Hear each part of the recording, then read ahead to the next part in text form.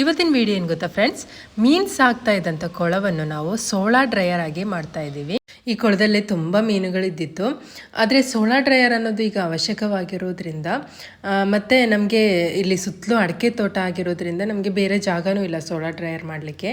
So ಅದಕ್ಕೇ ಈ ಮೀನಿನ ಕೊಳ ಇರುವಲ್ಲಿ ಸೋಲಾರ್ ಡ್ರೈಯರನ್ನು ಮಾಡ್ತಾ ಇದ್ದೀವಿ. ಸೊ ಈ ಕೊಳದಲ್ಲಿರೋ ನೀರನ್ನೆಲ್ಲ ಖಾಲಿ ಮಾಡಿ ಮೀನನ್ನೆಲ್ಲ ಹಿಡಿದು ಆಮೇಲೆ ನಾವಿಲ್ಲಿ ಇದರಲ್ಲಿರೋ ಟಾರ್ಪವನ್ನು ತೆಗಿತಾ ಇದ್ದೀವಿ. ದೊಡ್ಡದೊಂದು ಟಾರ್ಪ, ಅದು ತುಂಬ ವೆಯ್ಟ್ ಇತ್ತು. ನಾವೆಲ್ಲರೂ ಒಟ್ಟಿಗೆ ಸೇರಿ ಅದನ್ನು ತೆಗಿತಾ ಇದ್ದೀವಿ. ಆಮೇಲೆ ಆ ಕೊಳದಲ್ಲಿ ಫುಲ್ ಮಣ್ಣು ಹಾಕಿ ಮುಚ್ಚಿದ್ದೀವಿ. ಒಂದು 50 ಲೋಡ್ ಮಣ್ಣು ಬೇಕಾಗಿತ್ತು ಆ ಕೊಳವನ್ನು ಮುಚ್ಚಲಿಕ್ಕೆ. ಆಮೇಲೆ ಇಲ್ಲಿ ಸೋಲಾರ್ ಇದೆ ಫೌಂಡೇಶನ್ ಅನ್ನು ಕಟ್ತಾ ಇದ್ದೀವಿ.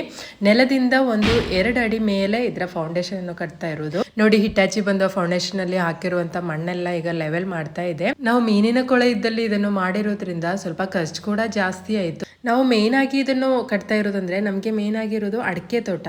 ಸೊ ಅಡಿಕೆ ಎಲ್ಲ ಒಣಗಲಿಕ್ಕೆ ಈಗ ಮಳೆಗಾಲ ಆದರೂ ಕೂಡ ಅಡಿಕೆ ಎಲ್ಲ ಚೆನ್ನಾಗಿ ಒಣಗಬಹುದು ಈ ಸೋಲಾರ್ ಡ್ರೈಯರ್ ಅಲ್ಲಿ ಹಾಕಿ.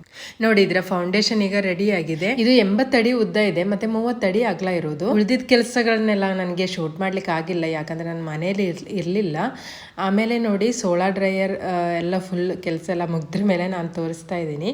ಈಗ ಸೋಲಾರ್ ಡ್ರೈಯರ್ ಇದೆ ನೋಡಿ, ರೆಡಿ ಆಗಿದೆ ಸೋಲಾರ್ ಡ್ರೈಯರ್. ಇಲ್ಲಿ ಸೋಲಾರ್ ಡ್ರೈಯರ್ ಅಂದ್ರೆ ಹೆಚ್ಚಿನವರಿಗೆ ಗೊತ್ತಿರಬಹುದು, ಅಂದ್ರೆ ಸೂರ್ಯನ ಶಕ್ತಿಯನ್ನು ಬಳಸಿ ನಾವು ಅದರಲ್ಲಿ ಹಾಕಿರುವಂತ ಕ್ರಾಪ್ಸ್ ಏನಾದ್ರೂ ಇರ್ತದಲ್ಲ, ಅಂದ್ರೆ ಅಡಿಕೆ ಆಗ್ಲಿ, ಕಾಳುಮೆಣಸು ಆಗ್ಲಿ, ಕಾಫಿ ಬೀಜ ಆಗ್ಲಿ, ಏನಾದ್ರೂ ಅದರಲ್ಲಿರೋ ತೇವಾಂಶವನ್ನು ತೆಗೆದು ಹಾಕಿ ಅದನ್ನು ಒಣಗಿಸುವ ಒಂದು ಸಾಧನ ಈ ಸೋಲಾರ್ ಡ್ರೈಯರ್ ಅನ್ನೋದು. ಇವನ್ ಮಳೆಗಾಲದಲ್ಲೂ ಕೂಡ ಒಳ್ಳೆ ಮಳೆ ಇದ್ರೂ ಕೂಡ ನಾವು ಯಾವ ಕ್ರಾಪ್ಸ್ ಅನ್ನು ಬೇಕಾದ್ರೂ ಇದರಲ್ಲಿ ಒಣಗಿಸಬಹುದು, ಬೇಗನೆ ಒಣಗಿಸಬಹುದು. ಈ ಸೋಲಾರ್ ಡ್ರೈಯರ್ ನ ಫ್ರೇಮ್ ಮಾಡಿರುವಂತದ್ದು GA ಪೈಪ್ ಅಲ್ಲಿ. GA ಪೈಪ್ ಅನ್ನು ಬೆಂಡ್ ಮಾಡಿ, ಅದು ಬೆಂಡ್ ಮಾಡೋದು ಅಂದ್ರೆ ನಾವು ಬೆಂಡ್ ಮಾಡ್ಲಿಕ್ಕೆ ಆಗಲ್ಲ, ಅದು ಬೆಂಡ್ ಮಾಡುವಂತ ಕಂಪನಿ ಇದೆ, ಅಲ್ಲಿ ಕೊಟ್ಟು, ಅದು ಮ್ಯಾಂಗ್ಳೂರಲ್ಲಿ, ಅಲ್ಲಿ ಕೊಟ್ಟು ನಾವು ಇದು ಬೆಂಡ್ ಮಾಡಿರುವಂಥದ್ದು.